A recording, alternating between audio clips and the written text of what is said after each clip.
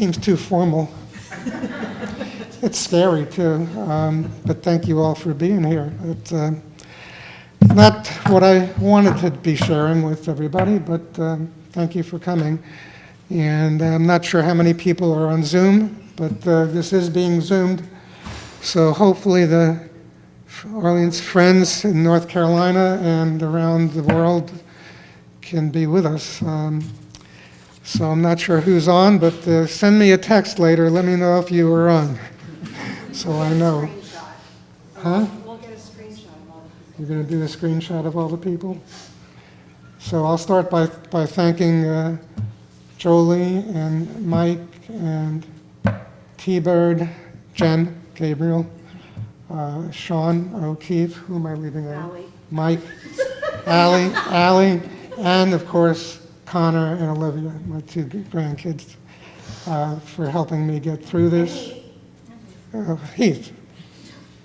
Who did I miss? But thank you. Otherwise, I would not have made it this far. So here goes a long speech. So sit back and enjoy the ride. Because Arlene told me in her last month or two that she really wanted everybody to enjoy the moment. As you all know her, she wanted to laugh and have fun, always. So she never, in front of you all, would show any signs of distress or discomfort, but she always wanted to bring laughter and joy to people. So for 56 years, come on in, Paige. Right on time. Grand entrance. So for 56 years, she was my rock, my best friend, the love of my life. Our journey began on a Halloween Eve, 1965. We had Chinese food, went bowling, and at that time we didn't realize how much China would play in our lives, but it did later on. So we dated for about 2 years, on and off, and then graduated from Brooklyn Poly, and I went on a summer trip to Europe with a friend of mine.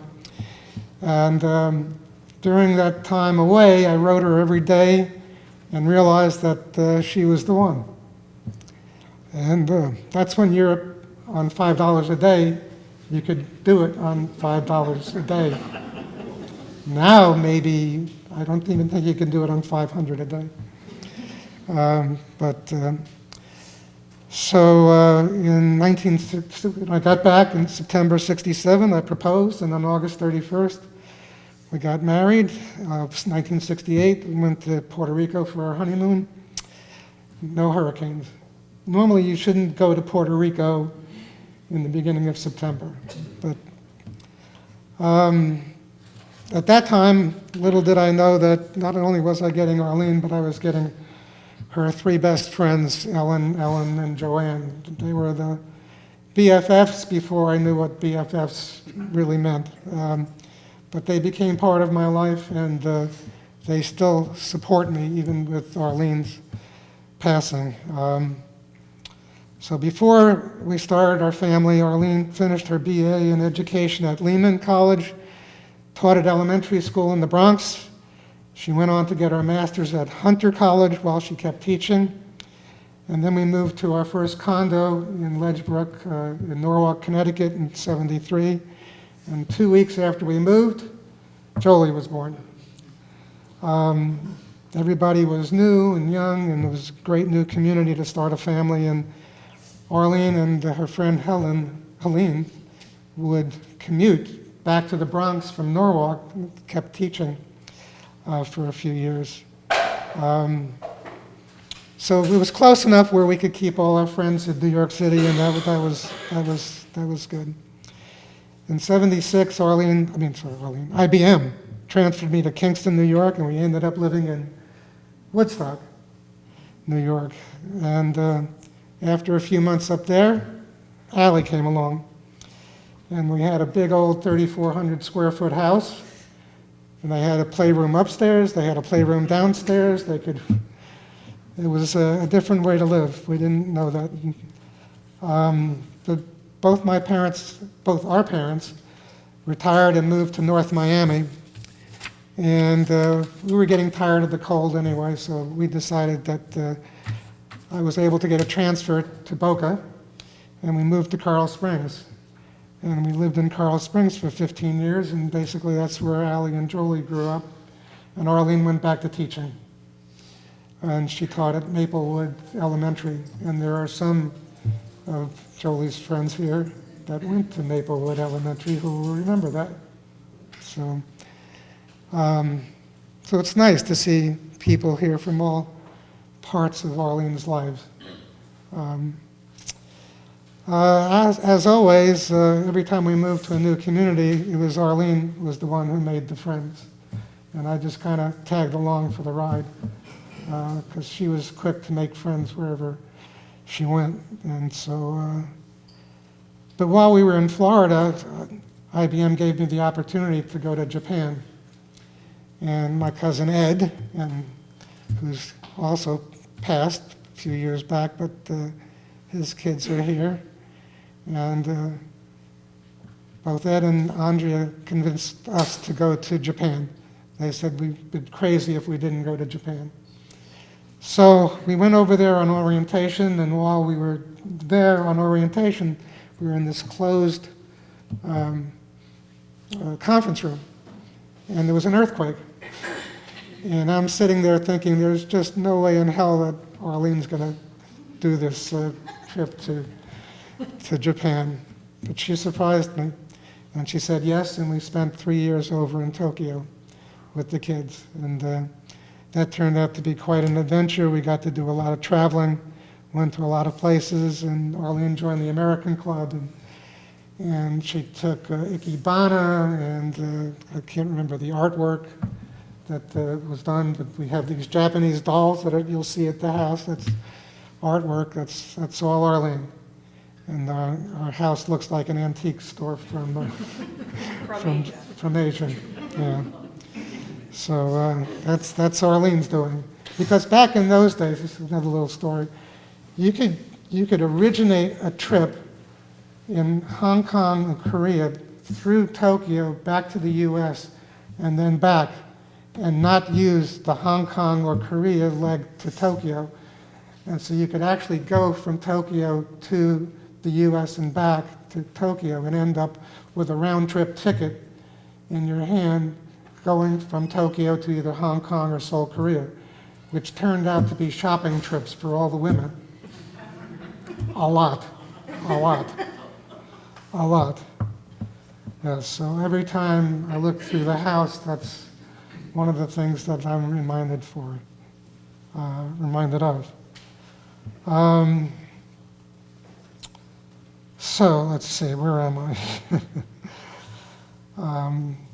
So the first, we were allowed a home leave every year from Tokyo. So the first home leave, we came back in '87. Arlene found that she had breast cancer. Unfortunately, we had planned the trip to Israel and Egypt after home leave. Well, that didn't happen because we spent 3 months back getting Arlene rehabbed, and much pleasantly to our surprise, we were able to get back to Tokyo.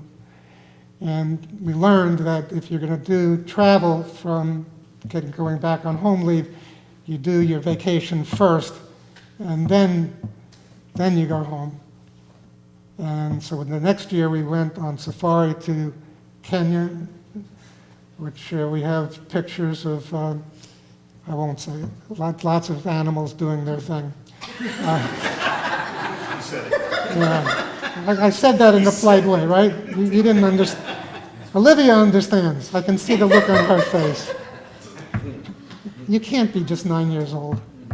It's not possible. But yes, so after the trip back home, sure enough, she had breast cancer again for a second time, reoccurrence. We got through that and got back to Tokyo finally after another few months, and we enjoyed the rest of our time in Tokyo without any more health scares, thank goodness. But while we were there, we got this baby grand piano that Arlene fell in love with, which became the defining moment for the rest of our lives because whatever house we would buy had to fit that damn baby grand piano, including this one that you're going to go to later if you come back to the house, which I hope you do. And the story she always told was when we had this little Corolla that we would drive around when we were in Tokyo, and she would go out to the American Club, and I think Jolie was in the car with her. There were no English signs, and she got lost. There was no internet, there was no cell phones, but somehow she found her way home. So she always was proud of herself for being able to do that. And so we returned to Coral Springs after the assignment. We had a new house in Eagle Trace, back where they used to play the Honda Classic for a few years before they moved it every few years. Allie was in the first graduating class of Marjorie Stoneman Douglas, so we still go MSD strong. And Jolie graduated from Taravella. Jolie went off to FSU. Allie, being stubborn, went off to U of F. Didn't want to have anything to do with FSU. And they became football rivals, which made it for interesting Thanksgivings when U of F always played FSU. But it worked out okay. We came up with a system. Whichever team had the best chance of winning the national championship, that's the one we were going to root for. Well, you. That wasn't Mom? No, you, not Me? us. Not you. No, you were going to root for. Yes, we know. You guys were biased. So after Allie went off to U of F, Arlene was back teaching elementary school and semi-enjoying empty nesthood until, you guessed it, IBM moved me again. So this time to North Carolina. We moved Boca Raton Personal Computer Group all the way up to Raleigh, North Carolina. We got off to a very shaky start because a week before we were supposed to close on our house, the builder went bankrupt, and took us 3 months to get back into the house, but poor Arlene was stuck in a rental apartment by herself while I was going off to work, although Allie did come up and spend, I think, a couple of months, because you were going to summer school at NC State while I was working, and Mom was, being lonely, and we hadn't met any of our neighbors yet. But after that, we got into the house, fortunately, and a year after that, Hurricane Fran came and put trees through all of our neighbors' house and clipped our house, and Arlene was the first one to hear the tree thud through our corner of our house, and the lights went out, and that was another adventure we shared. But we got lucky on that, and we called Cary, North Carolina, our home for 27 years, until Connor was born. And then when Connor was born, we knew we had to find a way to come down here and somehow make Connor, later Olivia, part of our lives. So we bought a condo at the Midtown, and some of our wonderful Midtown neighbors are here. And we had a great time coming down to Florida for 4 years or so. So four or five times per year, sorry about that, 4 or 5 times per year, to spend time with the grandkids, and got to enjoy our time with our friends at the condo. And Arlene looked forward to it. And then after retiring from IBM in 2001, I got an opportunity to go work in Hong Kong and China, of course. And that's what I did, and Arlene came over and spent 3 more years over in Hong Kong and collecting more Oriental stuff that you can enjoy when you come to the house. But once again, she was able to make new friends and keep busy. We traveled to Thailand and Vietnam, Beijing, Shanghai, Australia, Tahiti. It was great, and one of her favorites I don't know if the picture, you'll see it, but it's on the Great Wall with her friend Helen, who had come over to stay with us for a week or two. And that was great. But, so in November of 2006, I was going over to work in China, and I got an email. Yes, you guessed, Arlene said, yes, I've got cancer again. So that was uterine ovarian cancer.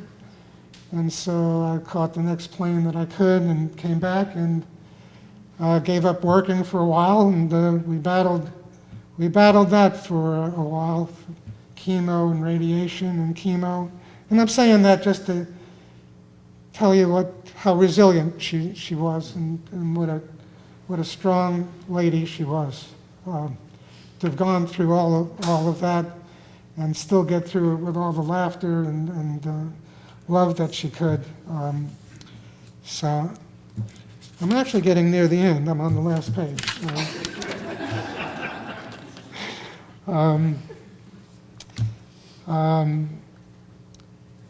So I guess we're to the point where we had to make a decision because Arlene's health was kind of failing, and we knew we couldn't keep making the trip back and forth from North Carolina to Florida, and we decided rather than stay in North Carolina and not being able to spend time with Connor and Olivia and the rest of the family, we bought a house down here and sold the house in North Carolina, moved into the condo until the house was finished, and then when the house was finished, we moved there.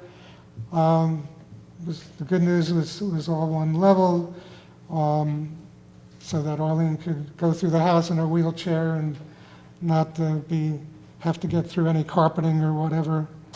I miss her every day. I still talk to her.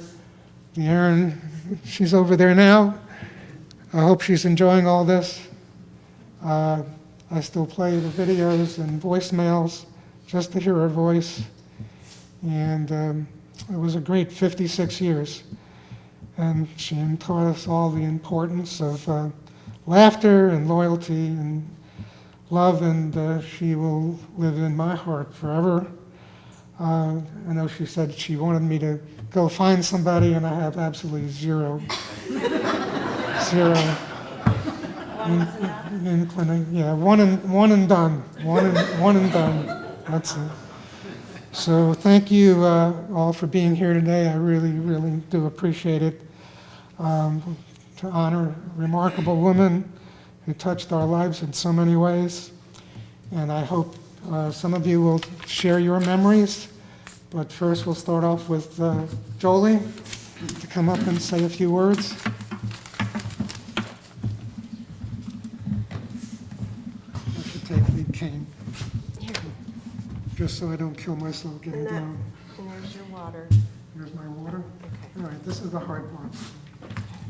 Because I'm weak-kneed. Hi.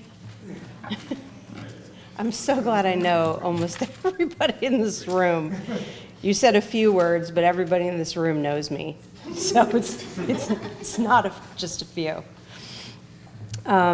Thank you all for being here. Did I need to introduce you to tell you that you were my older daughter? Oh, I'm Jolie, their firstborn. I'm a Taurus. Okay.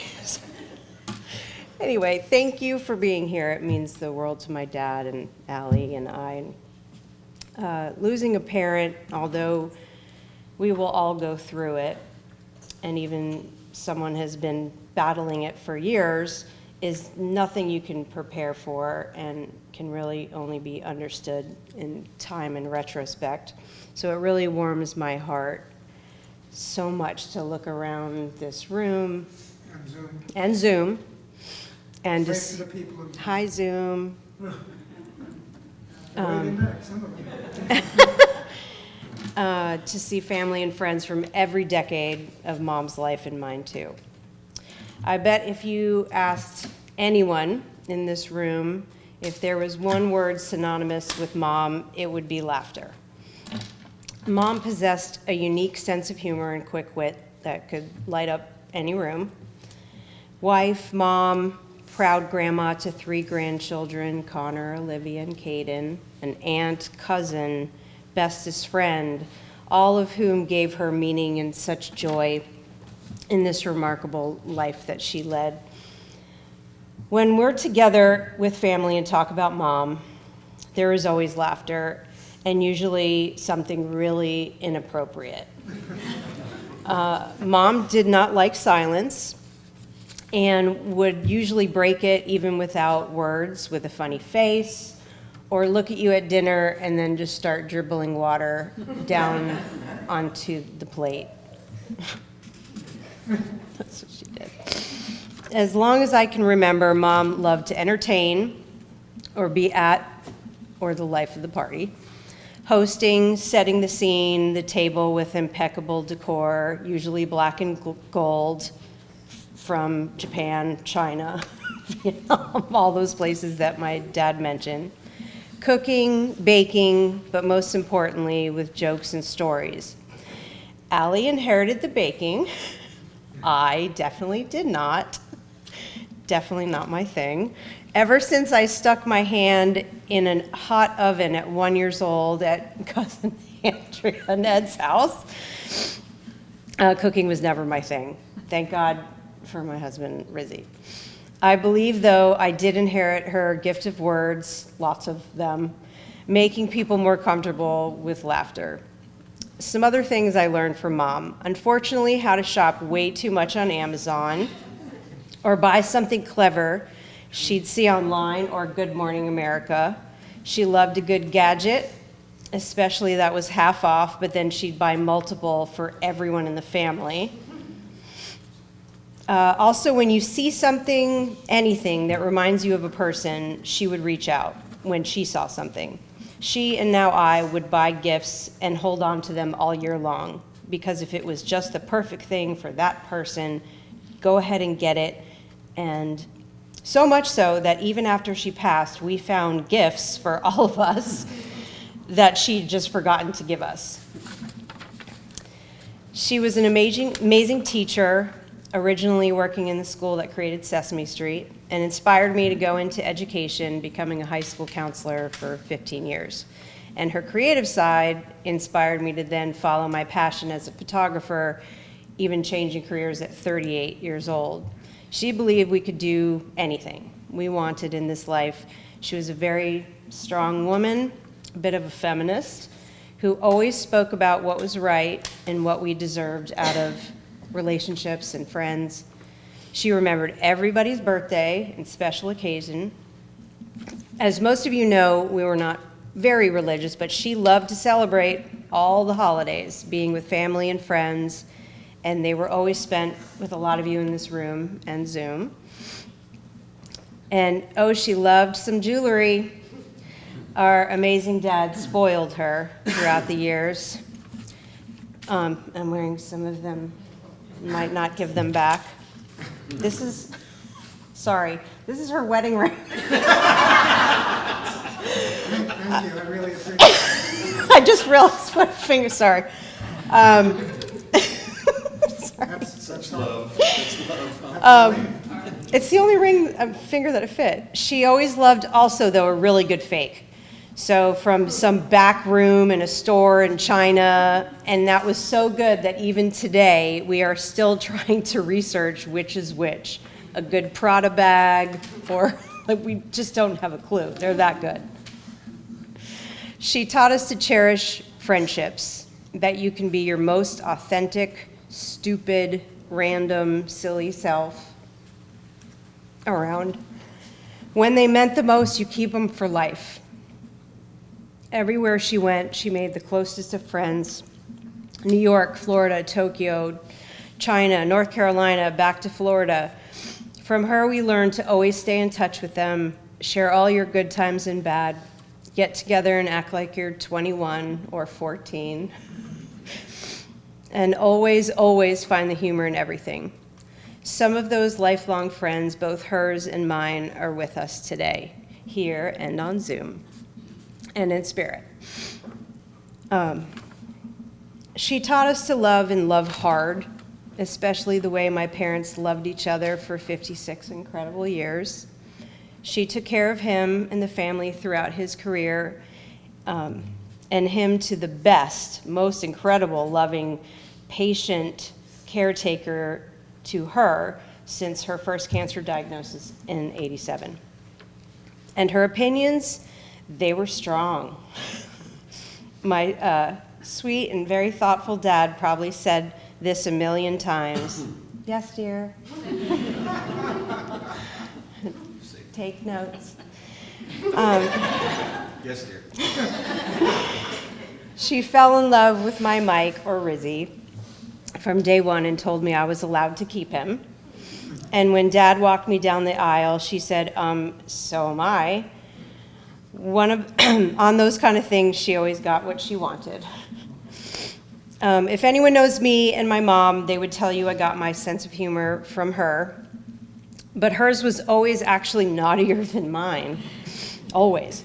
One of the most valuable things I learned from her was always to see the bright and funny side of every hardship life could throw at you. Dealing with cancer with a positive attitude, always be prepared to fight the fight, but always with humor. And speaking of but, with that with the kind of cancer I got in 2023, that was a must. And I know, I know. I think she said it too. I know that I got that all, I got through it all like that and beat it just like her. She endured so much with courage, strength, and with jokes that would make all the doctors and nurses blush and laugh. In the last month of her life, she received compassionate care at Trustbridge Hospice, where the staff really helped alleviate her pain and finally find some peace in her final days. But, wow, I say that a lot. Still, with a sense of humor, finding fleeting moments to be funny, breaking the tension of anything too serious. While in hospice, if we or one of the nurses asked her about her pain, to give a number 1 through 10, close your eyes, kids, she would just do this. And when we would say, okay, Mom, just give us a number, a real number, she would just do this. Dad, Allie, and I were so grateful to her doctors and her favorite nurse, Todd, who reminded her of Rizzy. One time, we asked him how she was doing when we all thought she was sleeping, and he'd say, I think she's doing okay. Today she hasn't even cursed. And without opening her eyes, she'd say, go get me my effing meds, Todd. But of course, she did not abbreviate. Or they would tell her that she could get her breakthrough meds, but not until after an hour. And they would say, so it's 11:15, okay? And she'd look at the clock and reply, it's 12:15, so I need them now. She was always everyone's favorite patient. Unless you had no sense of humor or didn't treat her with kindness and humanity, then she was not impressed. She would tell them exactly how she felt, and she would just find a new doctor. We were all very fortunate in those final weeks to have some really nice conversations, which sometimes is rare, especially when a loss comes out of the blue. But since Mom was courageously fighting for a very, very long time, she got to share her wishes through the end. She told Allie and I that she wasn't scared. She would take care of our fur babies, and even spoke about the signs that we would see when she would come to visit from beyond. She even shared that she wanted us to put some of her ashes in our wallets and drop a little every time we went shopping. Although she said, leave out Nordstrom's, it's not what it used to be.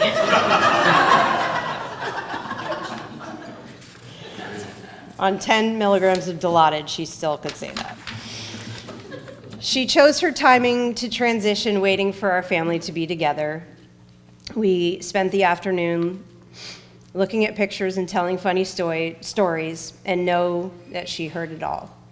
She took her time towards the end, and we believe that although she was sleeping, she just wanted to be on this earth pain-free for a little while longer. She was definitely ready to be out of pain, but we believe she waited for New Year's Eve countdown, made it to 2025, didn't wake us up in the middle of the evening, and after many straight days of rain, on the day she passed, it was absolutely beautiful and the sun was shining. Now her day of finally resting in peace will forever be synonymous with New Year's Day. New beginnings, a rebirth, new life, and a whole day off of work forevermore to focus solely on her. Exactly how she would want it. We now all have a very twisted and funny angel looking over us and know she'll be sending entertaining signs and laughter from above. The first song that was on the radio in the car when we left the night of New Year's Eve was Here Comes the Sun. And the first song on the radio after we left hospice for the last time, the song that was playing, Hall & Oates, right at the chorus, she's gone. Oh, I better learn how to face it. Sorry, I'm not the singer in the family, but we just had to smile. I had to take pictures of the screen. So, to the reason I'm here, rest easy and in peace, Mamacita. You are finally free from the pain you didn't deserve, but always faced it with courage, perseverance, and humor. You will be deeply missed and remembered for all the laughter you brought to everyone that knew you. You are now surrounded by your loved ones, and I'm sure you're having the best time walking all the pets, swimming, dancing, laughing, cursing, definitely still cursing. And again, my family and I are very grateful that you're all here with us in any form. She never wanted a funeral. She wanted a party. So we know that she'd be so happy for you all to be here with us and with her to celebrate, eat, raise a glass, have fun, laugh, and all of you curse. Oh, sorry. And now my amazing husband, Mike, is going to sing a song that he wrote, and he sang this at my parents' 50th wedding anniversary. And I'm a drummer. And he's a drummer. Is that your disclaimer? Yes. Thanks, Rick. All right, we put this here. Oh, yeah. Do this. Can you hear me, Zoom? Oh, they could. Okay, good. And then you introduce Allie. Yes, of course. As first of all, I wanted to say I'm delighted to see a lot of faces I haven't seen in a long time, obviously, for reasons that we don't really want. And like Jolie said, I wrote this song for my mom and dad, and it was an anniversary song. It was kind of like celebrating my father surviving cancer just to be with my mom and at their 50th wedding anniversary. So it reminds me a lot of Lou and Arlene. You know, the first time I met Lou and Arlene was in a pizza place. They came up and Jolie was like, "Are you sure you want to meet my parents?" I'm like, "Bring it on." And I saw Lou come in all smiling and happy, and Arlene just comes in kind of ready to check me out. So I sat next to her, and I think I said some type of joke, and she just looks at me and she goes, "Fabulous." And then I fell in love with her wit, her sarcasm. She was one of my favorite people. So I'm going to attempt this song. It's called Here's to All the Years.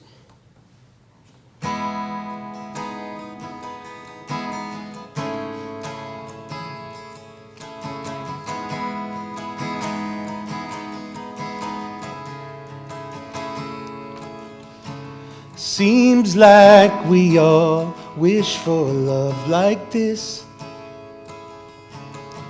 Do you remember the night when the stars aligned? Waited for the sun to meet your lonely moon. somehow we made it through the toughest times. We built a home and a family in this little town. So much more than something to be proud of. Even the dreams we had always shined, and the wealth we made all came from love. No one ever said life was easy. No, it's easier 'cause I'm a part of you. All the kids are sleeping in the backseat. We'll see it through down the roads that led us here. Here's to all the years.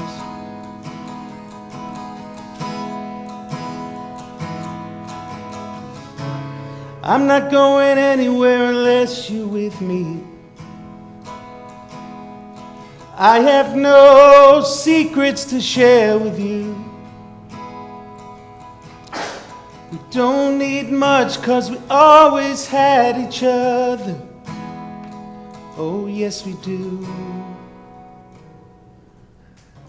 No one ever said life was easy. No, it's easier 'cause I'm a part of you. Today we stand here so proud together to remember you and the roads that led us here. Here's to all the years. Here's to all the years. Here's to all the years.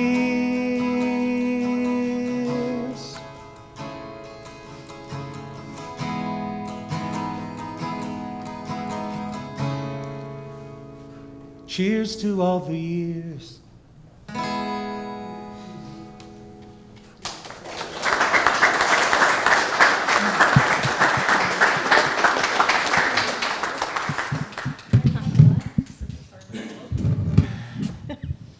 And my mom would say, if anyone knows anyone ever... I do it like 4 times a day at home, so I'm good with balance. I'm not either. And now I would love to invite my gorgeous sister Allie up here. My mom would say, if anyone knows anyone at Coke that would like to buy that song. Bring it.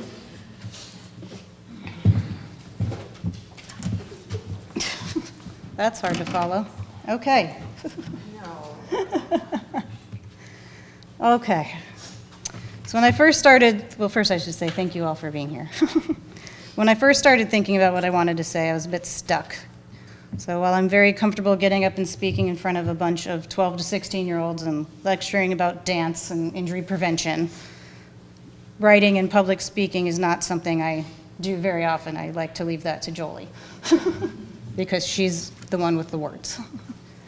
So after sitting, it was my husband Heath who helped me when he said, well, what did your mom teach you? And after sitting with this question for a day or two, I kind of knew where to start because my mom taught me so much.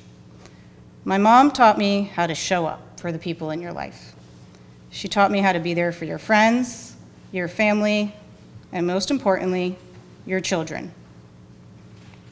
Growing up, I cannot remember a time when my mom wasn't there for me, whether it was driving me to dance, sewing costumes at the last minute for a competition, helping me with a school project, or doing the school project for me, because I was doing it wrong, organizing a room in my house, designing the nursery. She was always there. At times, it was a little too much, like when I had to explain that she didn't get to be in the delivery room when I was about to give birth to my son, Connor. She had insisted on coming to as many ultrasound and doctor's appointments as she could, So when I explained that there was only one person allowed in the delivery room, she said, well, obviously, it should be me. And I had to gently break it to her that it was only fair that Connor's father gets to be the one in the delivery room and not her. She was heartbroken, and it took some time we had to have the discussion several times. And she eventually gave in and understood she had to let go, at least just a little bit. When I went to college, I struggled with being away from home, dealing with life on my own, doing laundry. I called my mom every day because I didn't know how to use the laundry. I didn't know how to use the washing machine. That was before cell phones, and I had to go back up to my dorm room and call my mom.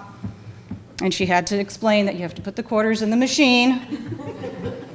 And she helped me survive that first year, reminding me of who I was, how to stay strong, how to be independent, and how it didn't really matter what anyone else thought of me.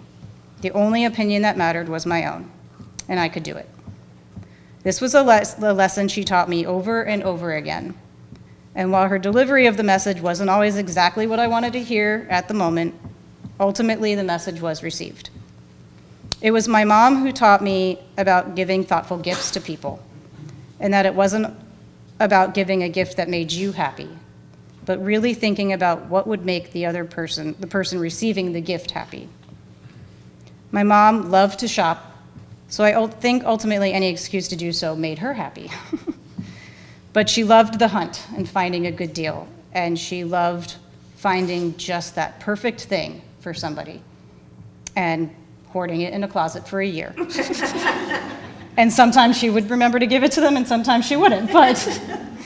But that is something that's really stuck with me, is think about what someone else wants and what can you do to make them happy. Because that was what brought her so much joy, was making people happy. When I was young, my mom tried to teach me how to cook, to bake, to do crafts, and was disappointed time and time again when I showed no interest. I was too busy being a teenager or dancing or doing anything else. It wasn't until I was ready, much later in life, that I realized I shared her love with all of these things. I ultimately did learn to bake and found my love of art on my own, but know that the seed was planted by her. And she did get to see, in my adult life, my baking and some of the ridiculous art that we have done and worked so hard on that has brought us so much joy, like a light-up dragon.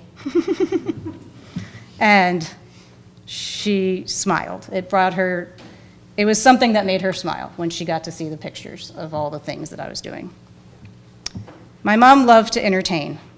I know how much it saddened her when she was no longer able to do so, but I also know it brought her joy to see Jolie and I be able to carry on her traditions of throwing a good party. Jolie was really good at throwing parties from a very young age. and we've held strong on throwing some good parties in our lives. Sorry, Dad. Yeah. And also blaming me for the parties. Or the dog. It's okay. She taught us that going the extra mile to make a table setting pretty was worth it. Always have enough food, and make sure everyone's laughing and have a good time. My mom loved her friends, she loved her family, and especially her grandchildren. It gave her so much pride to do things for them, and while I am sad she won't get to see them do all the amazing things in their lives, I am so grateful for the time she did get to spend with them. She absolutely loved reading to Connor and Olivia when they were little, and getting to play with them in the pool when she was still able to do so. I think my greatest gift I ever gave her was them. I know how sad it made her that she couldn't be there for them in the last few years, but I made sure I always brought the moments to her, whether it was Connor winning his Student of the Month award or Olivia singing at one of her showcases. She was so incredibly proud of them. And the pictures and videos of her grandkids was one of the few things bringing a smile to her face towards the end. I never had to worry about the kids needing clothing, bathing suits, school supplies. because she always did it. Shopping for them was what kept her going. At some points, Connor had 17 bathing suits because she would just keep buying them. Or maybe sometimes the clothes were from 2 years before and they had already been different sizes, but she kept going. And just a week ago, when I realized none of Connor's clothes were fitting, I almost picked up my phone and wanted to text her. And had to stop myself because I always thought that's grandma's department. And now I have to do that. It's those little things that sometimes make me miss her, like having to buy my son clothes. Sometimes it's hard to remember Mom as she was because she was robbed of living the life she was meant to live so many years ago. But the memories are there. Every time I hear an inappropriate or sarcastic joke, I think of Mom and how much she would have loved it. Mom had no filter. She said what was on her mind always. She wanted us to laugh and celebrate and not take anything in life too seriously. She taught me to never take life for granted. Travel, see, and do, because you just don't know when it'll all change. Get your mammograms. Take care of yourself and those around you. Love those who love you back, and even the ones who don't, because you don't know what they're going through, and maybe they need some love too. Whenever I would leave a room, she would say, "I love you, take care of my grandbabies." So, Mom, we all love you. I am definitely taking care of the grandbabies. Thank you for everything you've taught us and all the joy you've brought everyone around you and making so many people smile. You will be missed.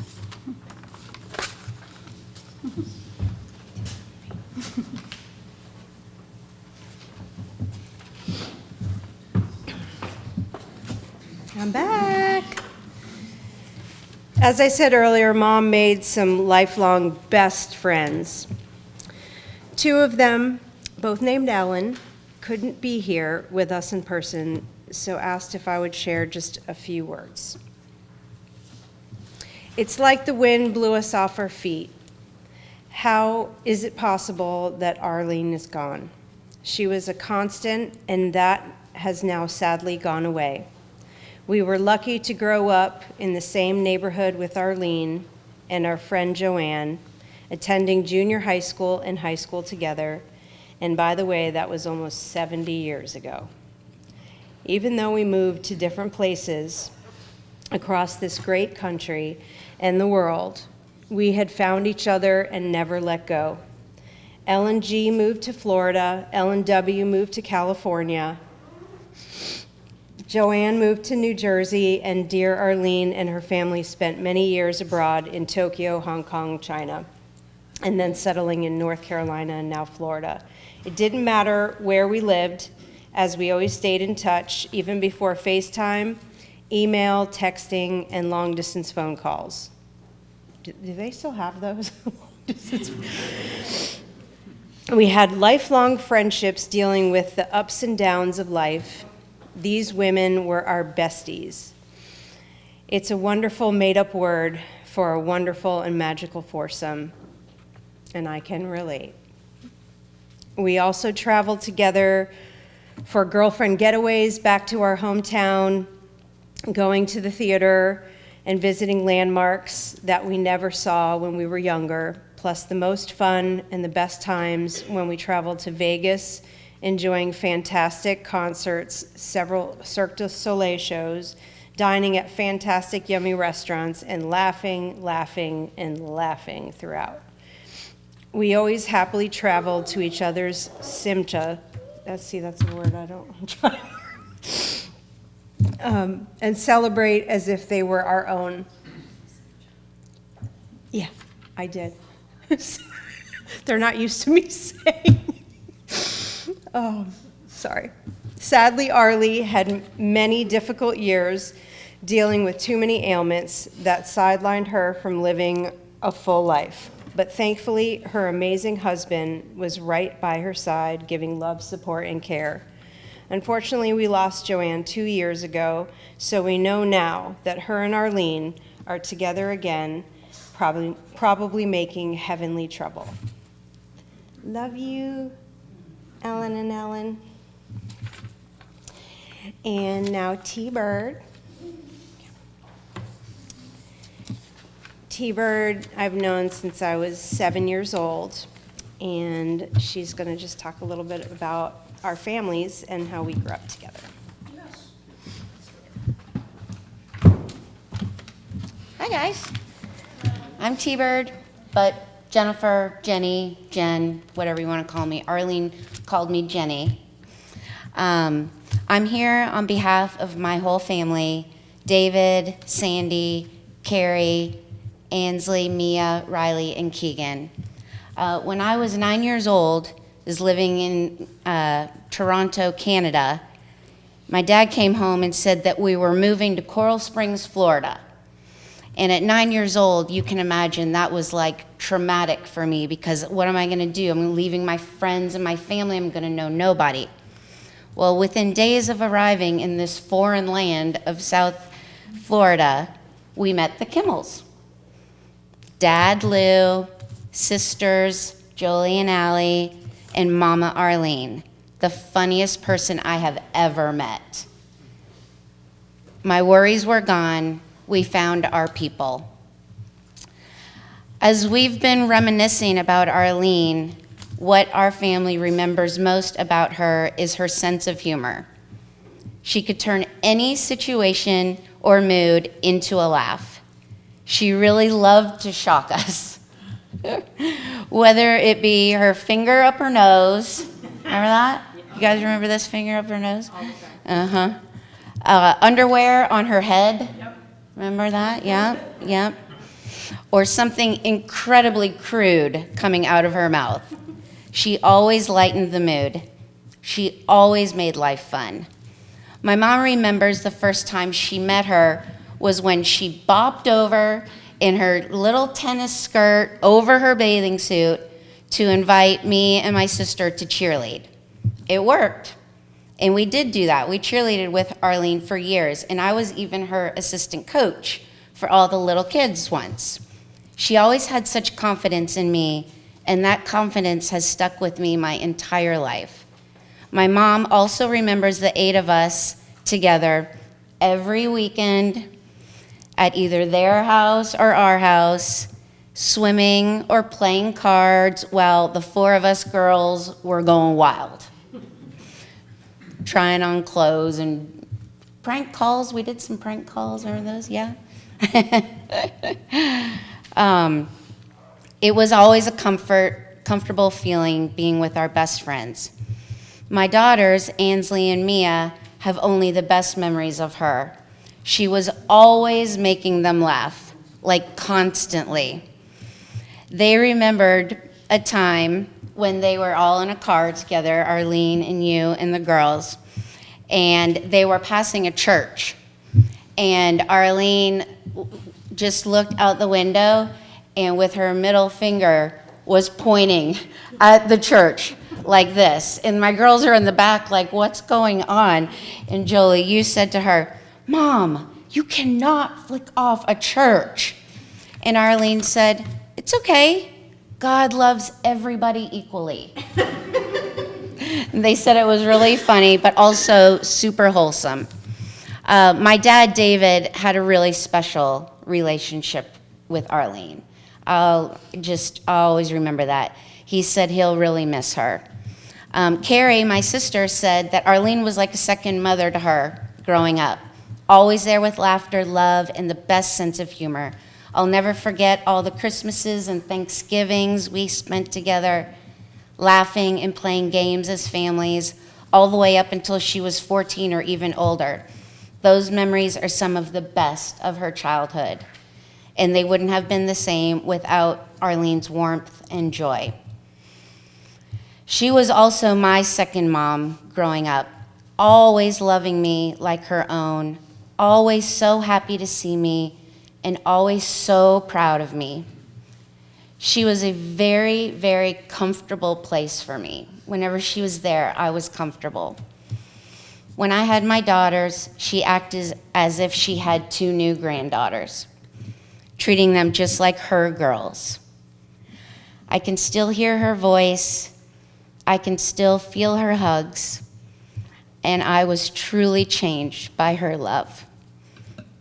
My other mama.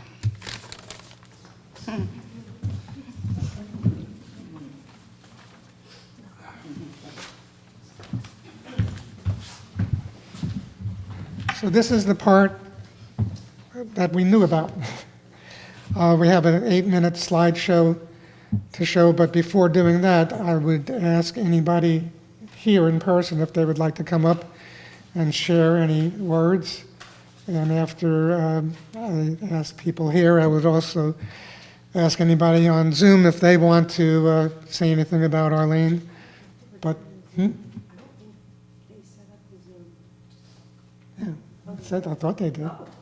I think so, right, Chris? If somebody from Zoom wants to say anything, we can do that? Okay. But so, anybody?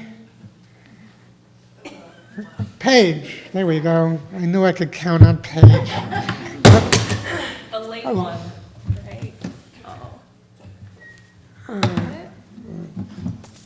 Short and sweet. Oop. I don't know if you need this. Right there. Hi, everyone. So sorry I was a few minutes late. I thought I was 25 minutes early. But I figured I'd throw a little Andrea into the day. So that was from Andrea to Arlene. I am the niece and cousins and lifelong everything. When I took a few minutes yesterday to just write down a few words, I just wanted to share those. Arlene meant so much to our family, you know, life of the party, but she didn't even always mean to be. She was always there for us, always there for the big moments, always there for life's ups and downs, and making those downs so much more bearable and laughable, which is such a huge lesson. I picture Arlene in the kitchen with my mom, prepping those meals, chatting, laughing, fussing at their husbands, and then sitting through all of our after-dinner performances as kids. I know a lot of you parents know those moments when the little ones put on the show. We did. I'm really glad that we couldn't hear their commentary through all of those shows, because I'm sure she rolled with some jokes about us. Arlene and my mom always caring for us every step of the way at the grandkids' birthday parties. They'd sit for hours catching up, holding the babies, and being the most proud grandmas and parents. How lucky were we to learn from them? Arlene cared about all our stories, supported us, held our hands through it all, and in those final weeks, in those final days, still throwing out the jokes, enjoying the music when they'd come in and play guitar, enjoying the moment, and enjoying those minutes with her two precious girls and with Lou, Brandon when he visited, with me. And I don't remember what she was joking about, but she'd do this with her hands and, you know, do the fingers with her hands. And just, you know, even when she didn't have the energy to speak, she was rolling with the jokes. She said I was her third daughter, and what an honor that was. And she shared those thoughts. Caregiver, Lou. Husband, 56 years, amazing. Thank you for showing us those 3 words you just shared, what it means about laughter, loyalty, and love. You and Arlene and shared that with us. So what I share with I've lost my parents is keep her present, and you are, keep them present. And we love you, Arlene. Thank you.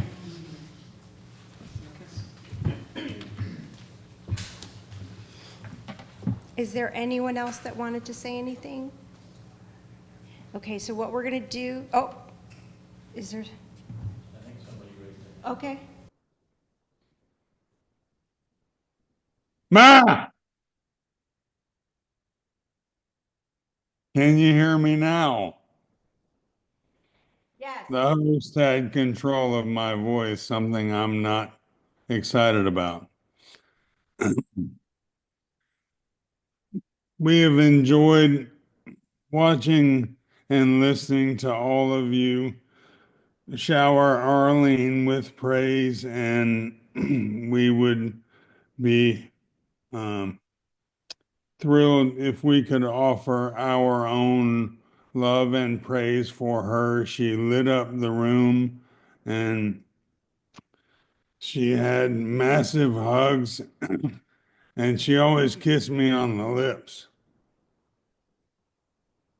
That part I'm not quite sure about, but I know these lips are very kissable. Um, we love all of the Kimmels and extended family, and our hearts are with you. We wish we could be there with you, and so very grateful to be able to share in this moment with you and your family. And we love Darlene very much, and thank you.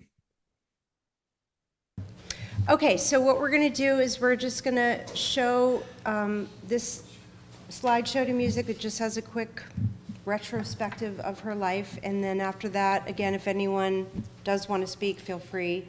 And then we'll all be going back to Mom and Dad's house. Don't park in our driveway. He said, don't park in our driveway. You can park anywhere on the streets. The neighbors know. And we've got lots of food and drink and jokes and fun. And then maybe swimming. And we will bring Mom with us. So, okay.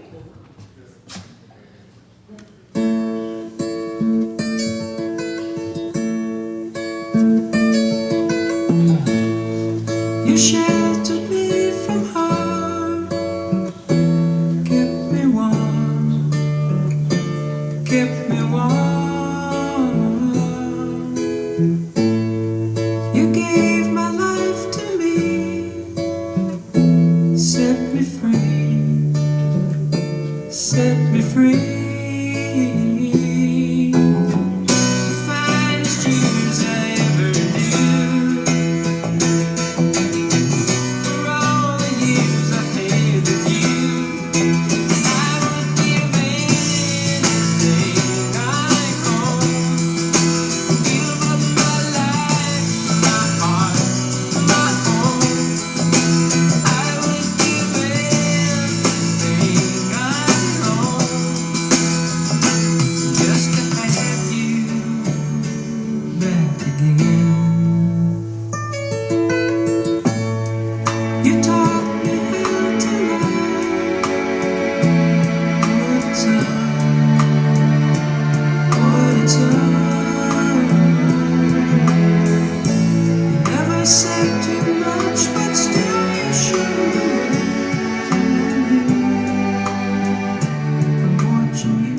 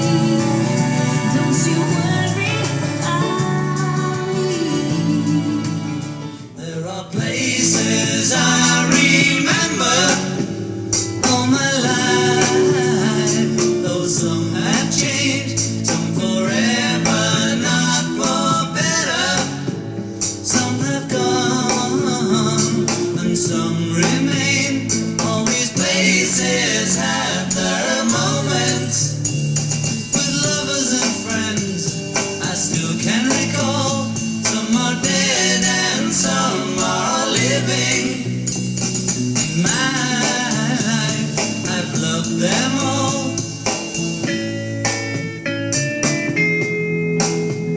But of all these friends and lovers, there is no one compares with you. And these memories lose their meaning when I think of love as something new. Oh, I know I'll never lose affection for people and things that went before. I know I'll often stop and think about them. In my life, I love you more. You might have a mom, she might be the bomb, but ain't nobody got a mom like mine. Her love's till the end, she's my best friend. Ain't nobody got a mom like mine. She's my world, she's my heart, and there's no denying I'm her girl, no matter what. Even when I'm lying, she loving me, loving me, loving me, loving me, love. She loves me like nobody else. I'm telling you, telling you, telling you, telling you all. She taught me how to love myself. You might have a mom, she might be a bomb, but ain't nobody got a mom like mine. Her love's till the end, she's my best friend. Ain't nobody got a mom like mine. See, we go way back. Oh, I remember all the times that I cried. She made me feel better. She loving me, loving me, loving me, loving me, love. She loved me like nobody else. I'm telling you, telling you, telling you, telling you all. She taught me how to love myself. Hey, you might have a mom, she might be a bomb, but ain't nobody got a mom like mine. Her love's till the end, she's my best friend. Ain't nobody got a mom like mine. She loves me to the moon and back. What she told me, her love never ends. She's my best friend. Ain't nobody got a mom like mine.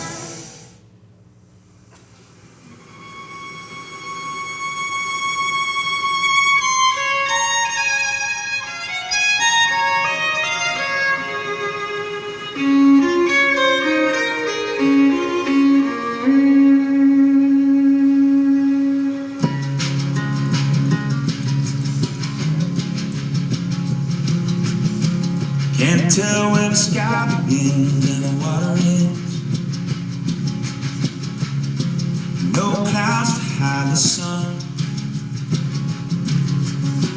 Waves playing me a symphony upon the sands. I lay drifting on the ocean with this bottle in my hand. Sat down on the boardwalk for a little while. Your memory, my company. Something about this place had a way to make you smile. You've always loved the silent breeze. The wind whistling across my bottle still can't blow away the sorrow that tomorrow you won't be here with me. So I raise it up and toast the day we met. Won't forget the way you love me, amazing way you love me. It's bittersweet.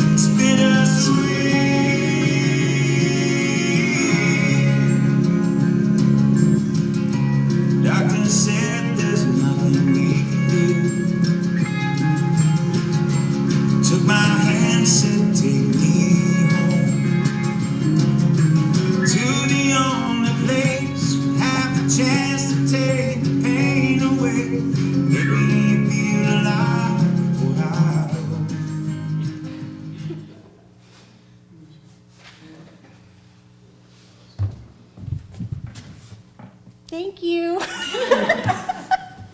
All right, everybody, we're just gonna grab some of these. Oh, just making sure anybody wants to say anything? No, everybody wants a drink.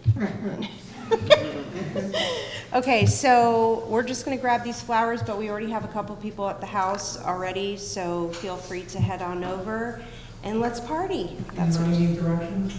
Does anyone need directions? Okay, you've sent it out like 6 times. Okay. Thank you so much for being here.